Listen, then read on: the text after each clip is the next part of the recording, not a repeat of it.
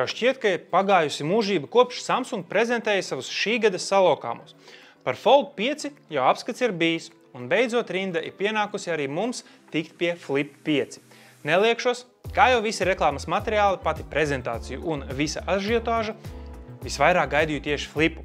Šim apskatam piegāju ar pilnīgi nopietnu apsvērumu, vai šis te varētu nomainīt manu ikdienas iPhone 14 Pro.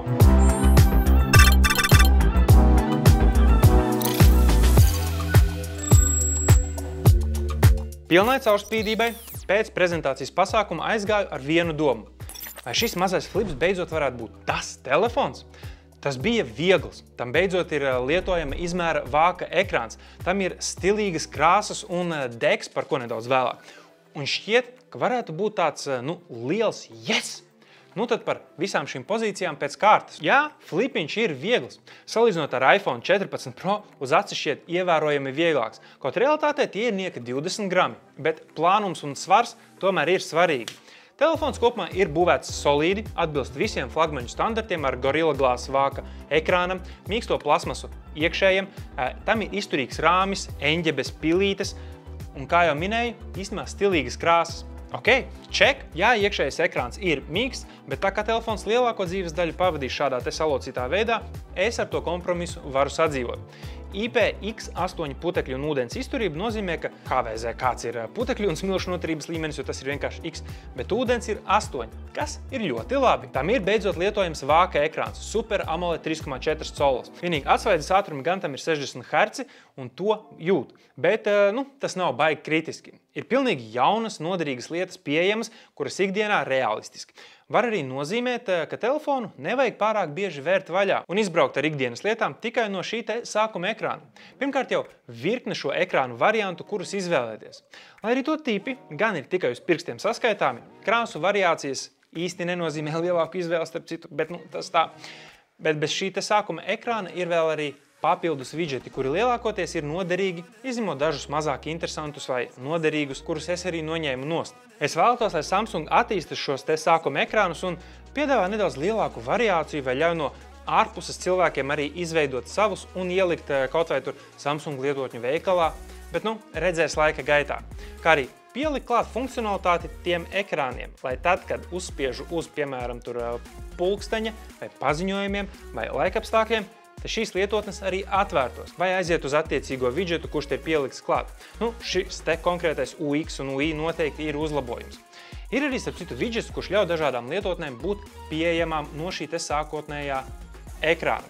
Spilgtākie un varbūt noderīgākie piemēri ir WhatsApp, Netflix, YouTube, kā arī divas izziņu lietotnes, bet nav, piemēram, e-pasta lietotnes.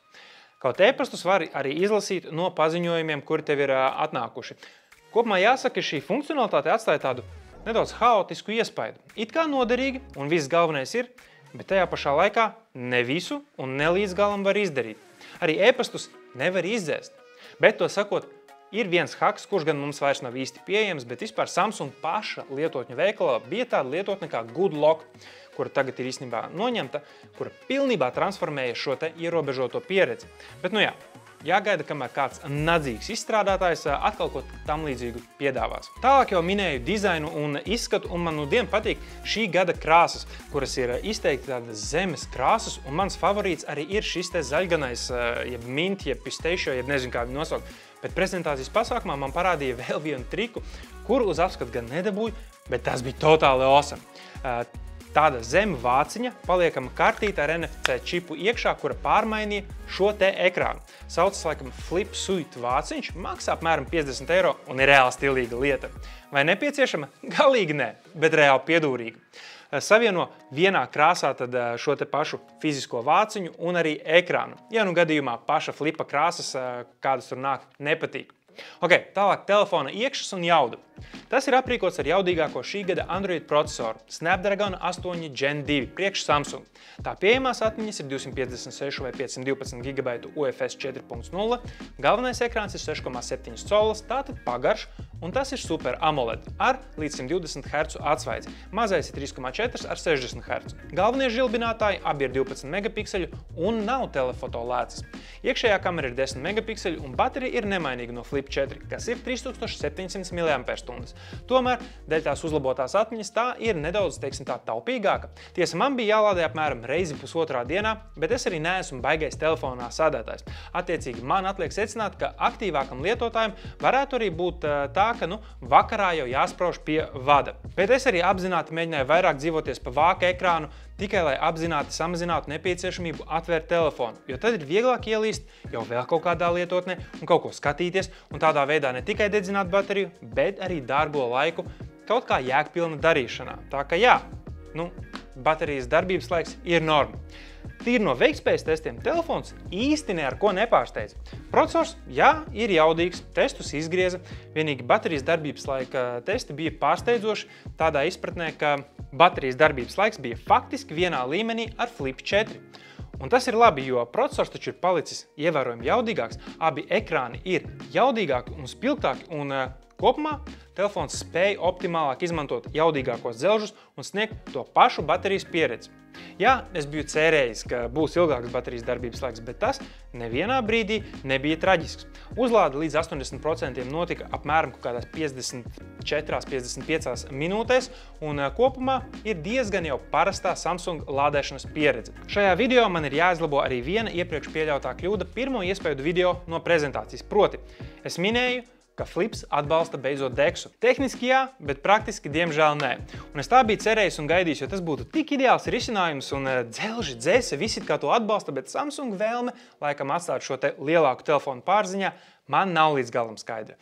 Tiem, kuri nesaprot, tad kas ir Dex, tad īsumā tā ir iespēja pieslēgt Samsung tālruni pie jebkura ārējā monitora un izmantot telefonu kā datoru, iegūstot kaut ko līdzīgu datoru lietošanas pieredzē. S23 Ultra un Foldam tas izpaužās arī tā, ka vari klāt vēl pievienot bezvadu peli un klaviatūru. Tā ir jau telefonos iestrādāta funkcionalitāte, kura ir beidzot kļuvusi itin noderīga un jēgpilna lietojama, bet viena lieta, uz kuras cerēja Flipa saistībā, diemžēl ir zudusi. Bet nekas, var dzīvot arī tā, kā ir, un cerams, ka tikai vēl pagaidām ar ierobežoto šī te mazā vāka ekrāna funkcionalitāti, jo tā joprojām ir noderīgāka par iepriekšējām iterācijām. Bez Dexa īstenībā var jau arī dzīvot, un pārējais ir īstenībā diezgan interesanti un iespaidīgi uzlabojumi par Flip 4 paudzi. Kas saistīts ar kamerām? Tad te es īstenībā jau sākotnēji netiku lolojis nekādas cerības, ka tās tur būs flagmaņu līmeņa. Īpaši, ja pēc papīriem tās nav piedzīvojušas pilnīgi nekādus lielos uzlabojumus, un to arī var redzēt gan fotogrāfijās, gan video kvalitātē. Vienīgi atkal, no lietošanas man bija viens ļoti neskaidrs moments saistībā ar brīdi, kad galvenās kameras filmē vai nefilmē 4K, 16:9 attiecībā horizontāli. Šādā veidā telefons filmē ar 4K līdz 60 kadriem sekundē. Vertikāli, kad es viņu arī ieslēdzu, it kā nē, jeb 9:6 nē, tur nebija līdz galam arī vienkārši pateikts. Un retorisks jautājums tad beigās man radās, kāpēc šī 9:6 attiecība vispār ir pieejama, ja jau telefonu var pagriezt vertikāli. Labi, lūk arī pāris video kadri. Tad iekšējās kameras filmēšana, protams, telefonā izskatās viss lieliski, kā pēc tam pēcapstrādē, to jau tu redzi tagad skatoties šo video.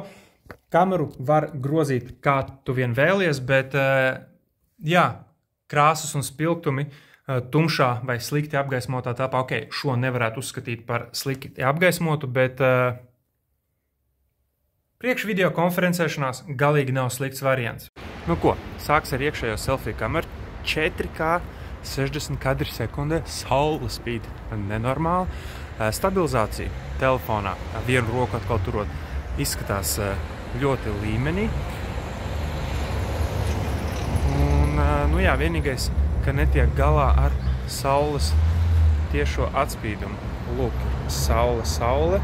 Jā, ja es nostājos priekšā saulē, tad daudz maz savāds lēts. Un tagad ir galvenā kamera arī UHD, jeb 4K 60 kadri sekundē, un tagad sauli savāc daudz labāk šīs lētas. Un dynamic range īstenībā ir līmenī. Stabilizācija ir ārkārtīgi laba.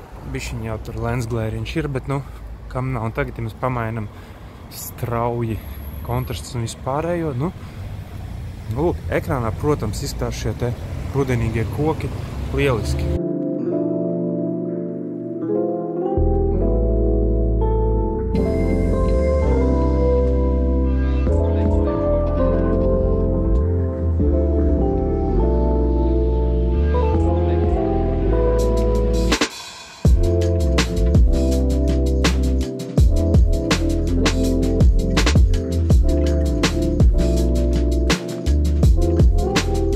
Tagad āķis. Atgriezīšos pirmajā dienā, kad saņēmu telefonu uz testiem un apskatu. Un mana draudzība ar flipu neiesākās lieliski. 12 stundu laikā es 3 reizes mēģināju pārnest ar autentisko Apple kabeli WhatsApp chatus, izmantojot Move to Android. Beigu rezultāts? Nekāds. Tas nestrādā. Un tā nav tik daudz Samsung vaina kā WhatsApp, bet šis nebija lielisks sākums. Taisnības labad ir tieši tas pats sakāms par otru virzienu. Ja tu no Androida izdomāsi pēkšņi pāriet uz iPhone, tieši tās pašas frustrācijas. Pieņemsim, ka var arī bez esošajiem čatiem dzīvot, palūgt galvenajiem aktīvajiem kontaktiem un grupiņām uzpingot un turpināt vienkārši uz priekšu.